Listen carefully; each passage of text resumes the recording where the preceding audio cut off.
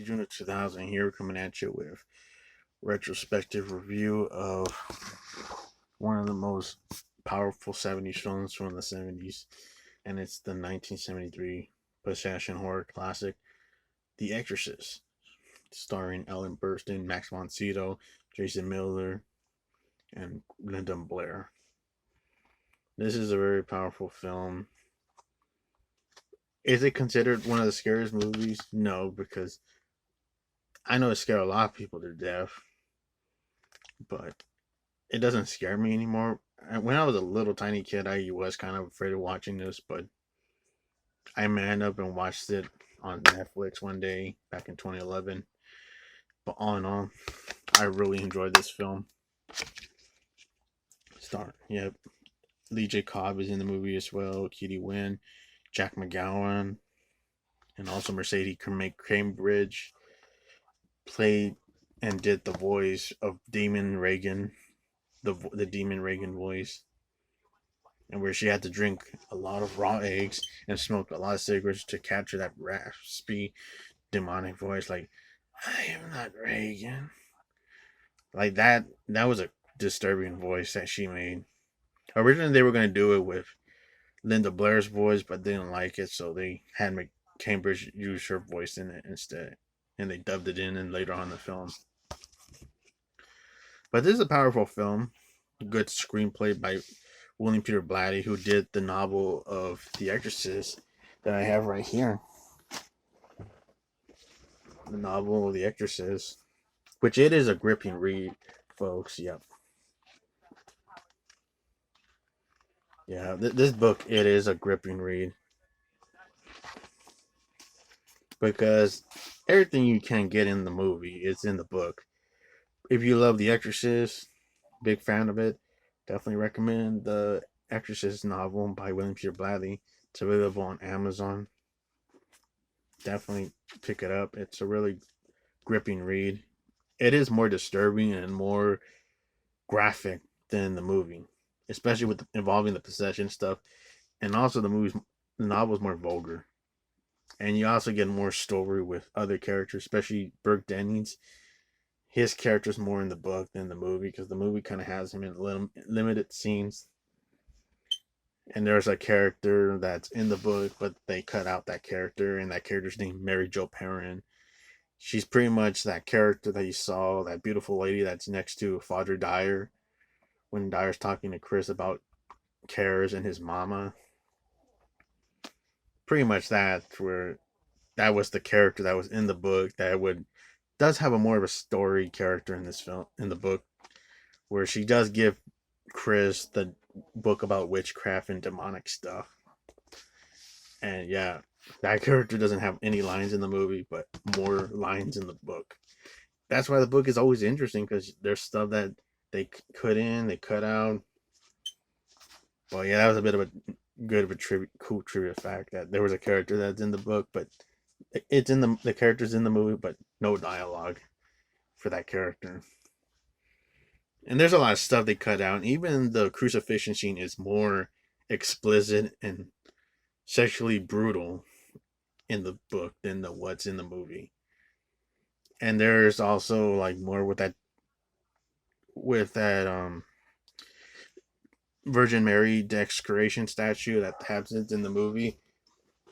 That that also goes more different and more disgusting. That involves Regan going all moochy, where she defecates in the altar, which is more explained in the book. It is kind of gross, but they did add that in the book, but it's not in the movie. It's just you just see the desecration of the Virgin Mary statue. That's it. But there's a lot of stuff that they put in the book that's more disturbing. Even her first procession scene is more disturbing in the film when when she attacks Dr. Klein and smacks him, and she yells, "Fuck me, fuck me." But during that, she would be like touching herself and just, it just goes too much. I don't want to explain more and get demonetized, folks, but if you want to check out the book, definitely check out the book. It's more brutal and more graphic. in the book than the movie, because you can't fit the whole book. It's like the Harry Potter and the Twilight and Lawrence of the Ring. You can't fit all the shit inside one movie. You either get like a 3.5 hour long movie or a 4 hour long movie when you get the whole book in it. But yeah, definitely a gripping read. Highly recommend folks read that book and check it out. Pick it up. It's a must own. Yeah, William Peter Blatty wrote the film, did the screenplay for the film, and on the movie just goes on really creepy. And it's also directed by William Friedkin, director of French Connection, Rampage from 1987, and The Hunted, and also Bugs. Those are really good films. Definitely excited for this year that we're finally about time we're gonna get Rampage 1987, a release from Kino, and it's gonna be a 4K. But it's also gonna be a first time on Blu-ray because it never got a DVD release. So it's just gonna be first time on Blu-ray and 4K on a physical media, because that was one of the Freeland Freakin' films that never got a really good release. And it's a very underrated thriller film from the 80s. And all in all, The Exorcist is one of the best movies from him. Of course, it's the extended director's cut. Pretty much, I like the version you never seen. That's my favorite cut of the movie, but it is not this version because there's stuff that are missing from the Pazuzu face flashing that's missing. Then when Chris goes into Regan's room, and it's all missing from this cut of the movie. And I also seen the theatrical cut, and I actually prefer the version you never seen. That's just the version I grew up watching. And all in all, I still think this movie holds up as a very powerful film from the 70s. Up there with Alien, The Omen, Black Christmas, Halloween, Amityville Horror, and Zombie 2. All the badass films, even Dawn of the Dead. But yeah, the movie starts up in Georgetown, Washington. You get the extended opening where you get the first shot of the McNeill's house and someone's turning the lights out from Regan's room, and it transitions into the streets where people are walking by, and then you get a glimpse of the Virgin Mary's face, the statue of the Virgin Mary, which is going to be desecrated later in the movie, and then creepy screeching music that opens the film, and then you get like an Arabic chanting music, and then it transitions into Iraq, northern Iraq, where Father Merrin, played by Max von Sydow, rest in peace, Max von Sydow, does a good job playing Father Merrin. He's in really deep, convincing makeup by Dick Smith, and a lot of people didn't hire him because they thought he was too old. But yeah, he was in really good, convincing makeup that made him look really extremely old, even though he was actually 40 years old, playing an almost 80-year-old priest. But all in all, he finds stuff from his assistants, jewels, a St. Joseph necklace being, and also finding something in a mysterious open cave, and finding this potato sack rock until he cracks it open and sees the Pazuzu face statue. And then Marin goes to the courtyard, has a drink to drink his medicine for his heart pills, and randomly people start staring at him, and it's so weird that you think it's Pazuzu's Dominion spying on him, and it keeps Marin all freaked out and weirded out, wondering what's going on. It's really making him nervous at why people keep staring at him randomly, which it is bizarre. Why would they keep staring at him? And then he goes and sees a welding dude that's welding metal, and then turns around, sees his eye with a cataract eye, where he has like a blind side, which metaphors the good side and the bad side, like a split personality metaphor, and also premonition what happens to Regan in the power cup, the power that bells compels you. Holy water, the power of Christ compels you. That's the word. I was trying to remember it, but yeah, he sees all this freaky stuff, and then he gets examining on the little Pazuzu statue face, says goodbye to his friend that's a curator at the museum. He walks by, more people are staring at him. he's almost hit by a carriage that's holding an old lady, and I'm surprised he didn't get a heart attack there because he looked like he was freaked out by that carriage that almost hit him. Like, wow, that was powerful. Like, man, Father Merrin is strong. And of course, he goes to see the Pazuzu statue that's in Iraq, sees it, and then face to face with the Pazuzu statue, some person standing behind him moving rocks, two dogs, black and white, fighting each other, growling back at each other. You see the Pazuzu face close up, and it like resembles a dog. Like you hear it with the growling of the dogs fighting, good and evil fighting each other, and they'll meet later in the finale. And you get Chris McNeill, played by Ellen Burstyn, who does a good performance as the lead character. Chris McNeill, who's a film actress, lives in Georgetown, Washington, and one leads to another. She is starting hearing rats noise. I think it's from the attic, and then she sees her daughter's windows open, so she closes and her daughter won't be sick and cold. She gets ready for the next day, the morning, and ready to work a film with Burke Dennings, played by Jack McGowan, who that actor would sadly passed away uh, before the film ever premiered. He was sick with influenza. You can even tell on set of the film, he does not look that good. Like he looks like he's really sick. Of course, because he was sick during the making of the film, and he would be one of the actors that passed away. And I like the character Burke Dennings. I wish he was more in the movie because he is more in the book. I don't know if they were gonna have him be more in the movie, but I don't know because they've affected the character to have less scenes because the actor was legit sick from influenza that would have him passed away. But I thought that Rick Dennings was an interesting character. And she finished that day. She walks down the Georgetown's street, sees Father Karras talking to another priest, and yeah, you get the tubular bell theme song, which is the iconic Exorcist theme song. Do do do do do do do do do. Really good theme song. Even heard in Weird Science. But yeah, I like that music. She goes and sees Sharon at the house, telling her good day, talking with Regan about a gray horse that she rode, heard in the park with Sharon, and she steals a cookie, and they have a little bit of a scuffle, play fight, and then you get to the train station, and the trains keep going through like paths where they make this screechy noise. It's like the pit of hell screaming, and Father Karras is walking by, and he walks by a homeless guy that's asking for money because he was an altar boy, and then the light of the train flashes over his face, and he has like this dead-eyed look of him where he is a lost soul. In the book, Karras did give him the money, but in the movie, just like he just walks away from him and ignores him.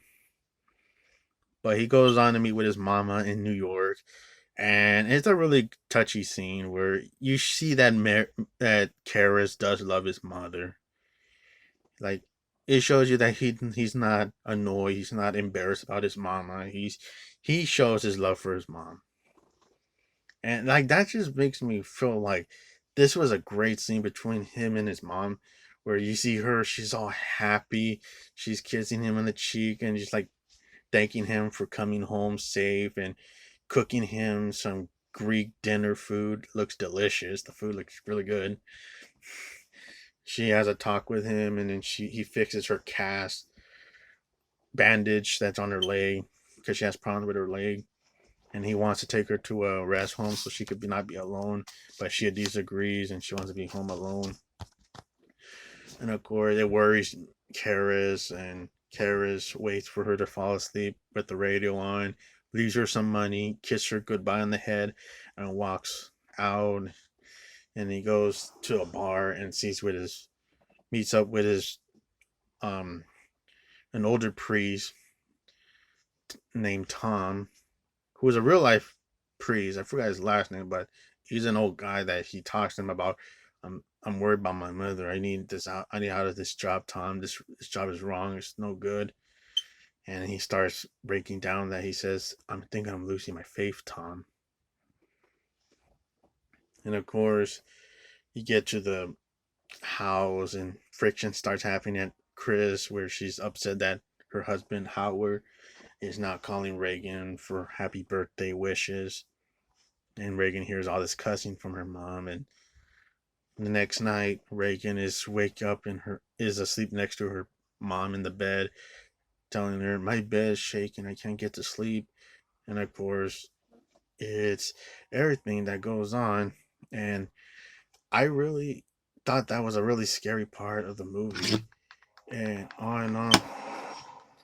I do and thought the acting between was it Ellen Burstyn and Linda Blair are good acting by each other. Even moments ago in the movie, when they had their conversation in the basement, good acting between one another, playing convincing mother and daughters.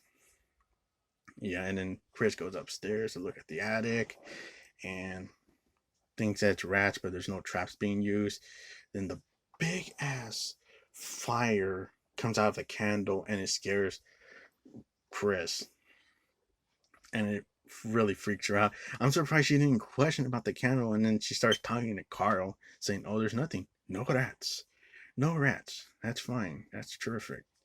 And of course, you get the decoration scene of the Virgin Mary that the priest sees it when he goes put in new flowers in.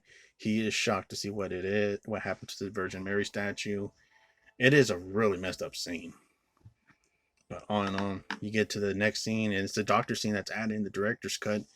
And I like this scene where it's like you see this eeriness about Regan, and she's starting to process about the being possessed, being all weirded out, yelling at the doctor, "I don't want it!" And of course, she starts going all weird, making weird noises.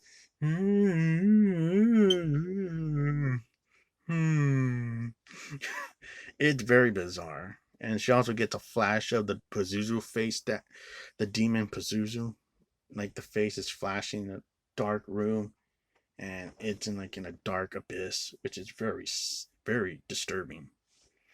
And of course, the doctor reveals to Chris that her daughter's cursing a lot, and it deals with depression, putting on Ritalin. And then next scene goes where Karras goes and visits his mama in a mental institution because his uncle is a jerk. His uncle John didn't call him, let him know about his mama is deteriorating, of going all mentally, and she didn't want to be accepted to a hospital, so they put her in a mental institution.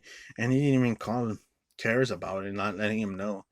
Karras is all pissed off about it. I agree. I'm with Karras. Like, what a jackass uncle. And of course, he's like making fun of Karras' priesthood. Like, you should be a famous psychiatrist. Your mother should have been in a penthouse instead of there. Like, what a complete arrogant ass. And he doesn't even want to visit the mom when they're about to go into the building. Like, what was the point of you following Karras? Even Karras stops at a moment, like looking at him all dead eyes. Like, why why did you walk with me if you're not gonna come with me to visit my mama? And of course, Karras goes in and sees a few mental patients trying to grab him and trying to ask for forgiveness and be saved. One of them grabs his collar. It's a really sad scene, and it even gets more sadder when he sees his mama face to face, and she thinks it's his fault and tries to tell her that I'm gonna get you out of here, mama. Mama, I'm gonna let you go. I'm gonna let you not be here. And then she curses him out in Greek, and Karras wants his mom to be out. Tells his John, you should have put her someplace else. What kind of job? What kind of hospital do you want, Demi? You? And of course, I had a dream one day where I had that scene extended where after John says, "Who had that money for that, Demi? You?" And then Damien has like more of an impact statement where he goes, "You know what, John? Because I am gonna get her the hell out of there because you don't know what it's like to be with me and my mama.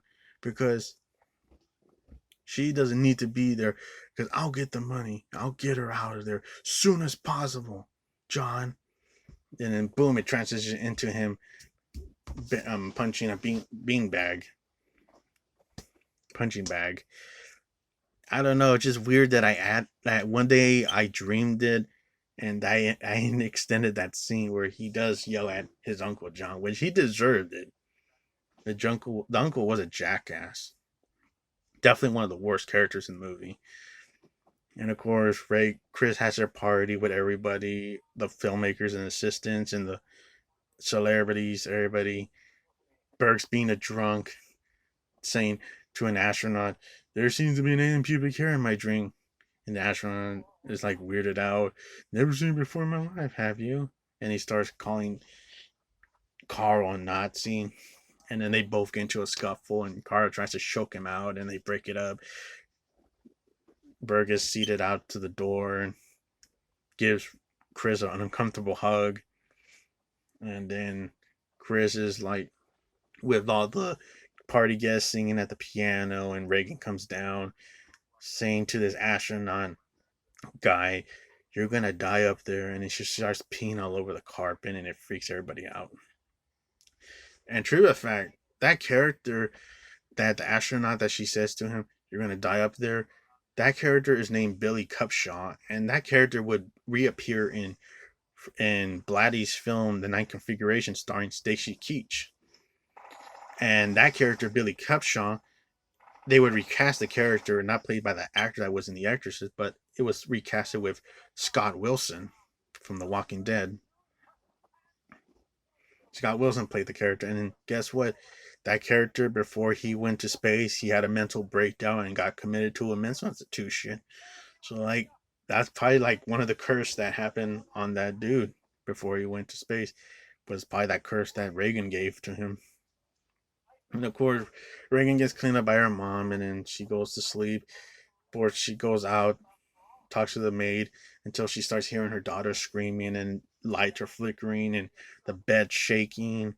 Really freaky stuff happens, and Father Dyer, is visiting his friend Father Karras, and Karras has one of the most disturbing dream sequences where it's no audio except like eerie, quiet music, and Karras is breathing and calling his mama, like slightly slurring his words because he's asleep, and he's trying to like get to her, but the devil's like flashing his face, like he's descending her into the hell, like she's going down the stairs of the subway.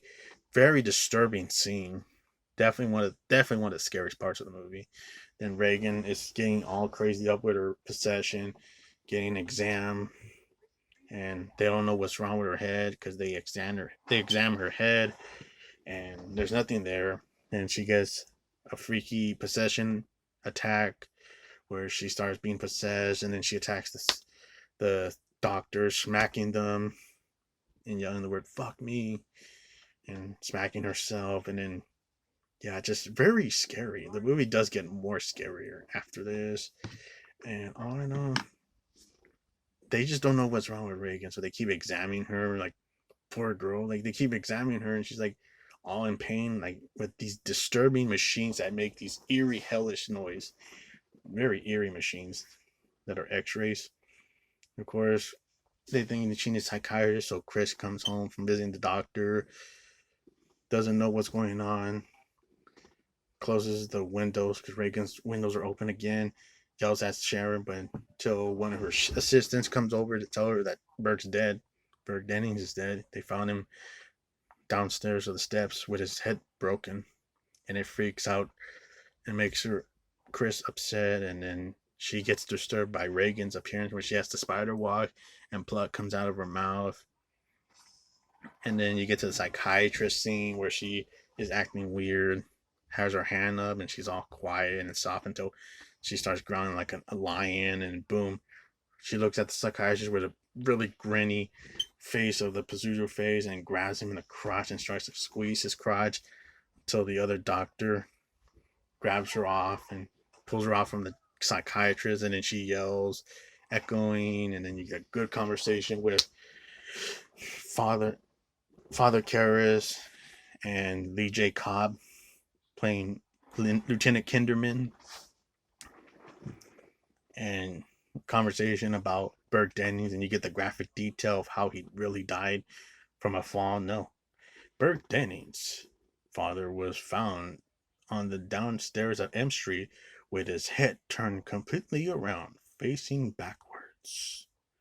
And you could see Jason Miller's expression, like that really freaked him out. What he just explained to him, like that is really disturbing. Like even though you didn't see it, but hearing that graphic detail is really disturbing.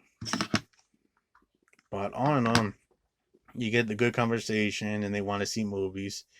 You look like Sal Mineo. Good movie reference to actors. Then Regan is starting to deteriorate more with having cuts all over her face, and she's almost being submitted to a mental institution, and the doctors don't know what's going on with her until they finally break the news.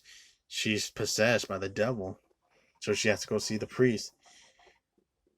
And of course, she gets visited by Lieutenant Kinderman, the Chris. She gets visited by Lieutenant Kinderman, and then after they have their conversation, Regan starts self-harming herself with the crucifixion scene, and then Chris starts stopping her, and she is fully possessed and smacks Chris, and she falls on her back, and the door is locked because the couch moved by itself and locks. Regan's all possessed, mimicking Bert's dead body, where her head turns 360 and 380, or you call it, backwards, looking at Chris from the door and mimicking Burke Dennings' voice.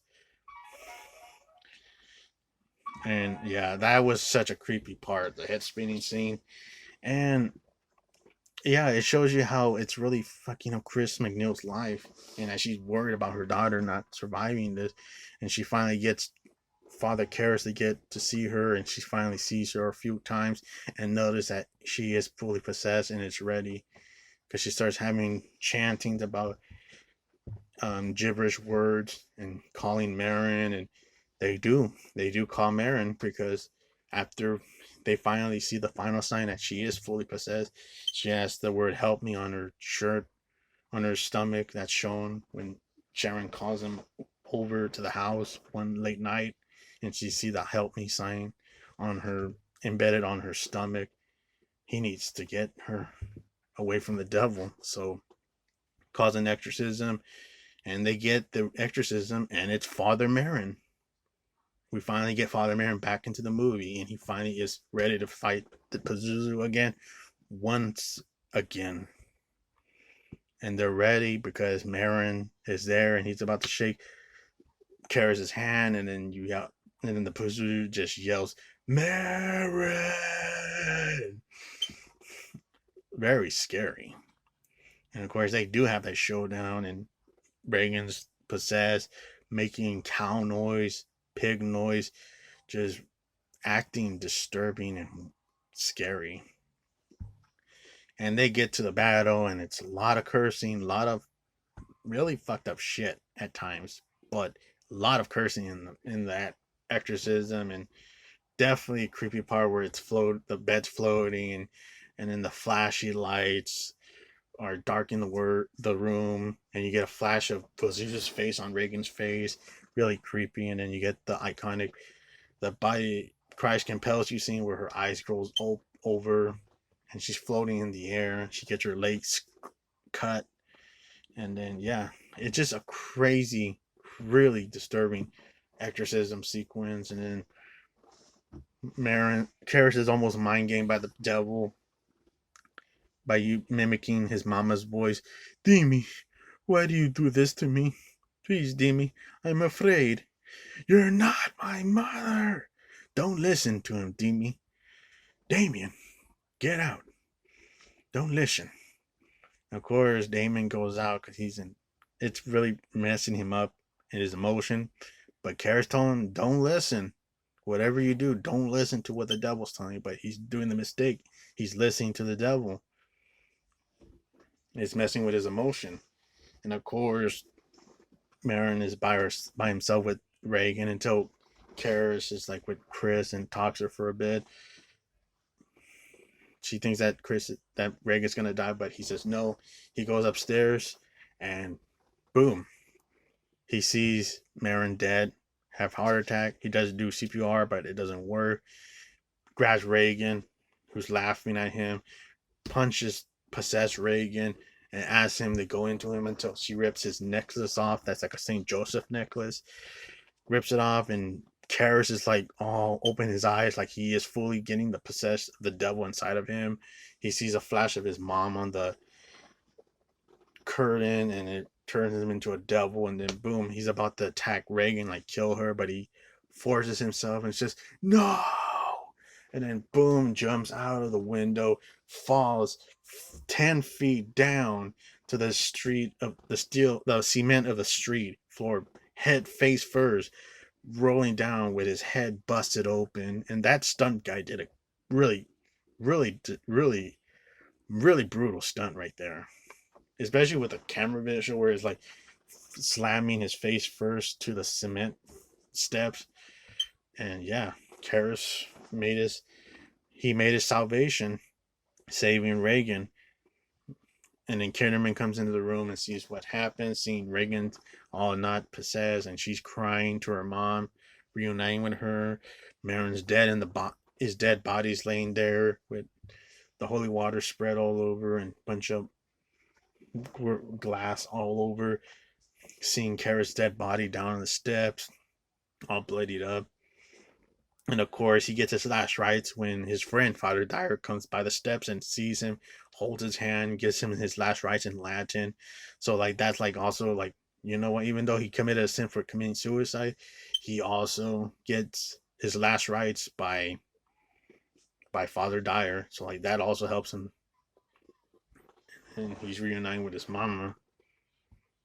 And if he cries about him and warns his friend, and then Regan and Chris are getting ready to go, saying their last goodbyes to Father Dyer, and Dyer and Kinderman have a good conversation about movies, and that they're happy that the girl is safe and not remembering what happened last night from the possession. And yeah, and they have their great conversation about movies. Oh, do you like this movie? How about another one? You had lunch? And it continues their friendship for The Exorcist 3 Legion, which is a good underrated sequel. And you get the last shot of Reagan's room window all boarded up with the high rock music mixed chanting in it, and the Exorcist theme song playing. And that's the end of the movie. That movie was such a powerful film. I recommend anybody who's never seen the original, definitely check out the original. If that, this is a very powerful movie. Up there with Alien, up there with Black Christmas, all the good 70s classic. I really enjoyed The Exorcist. And also, gotta mention Jason Miller as Father Karras. Great actor. I really thought Jason Miller did a good performance. I thought everybody else were great. Maximum Sydow, Ellen Burstyn did a good job. Really badass film by William Peter Blatty and William Friedkin. And rest in peace, those two legendary actors. Those not two actors, I mean those two filmmakers, William Friedkin and William Peter Blatty, are no longer with us. And I know William Friedkin passed away this year. I think it was last year that he passed away. But yeah, rest in peace, those two legendary filmmakers that gave us the classic, The Exorcist from 1973. Have a good day, everybody.